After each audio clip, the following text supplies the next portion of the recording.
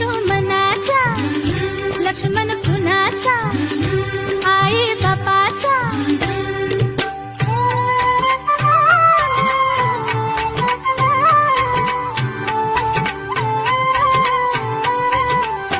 दिवाळीच्या दिवशी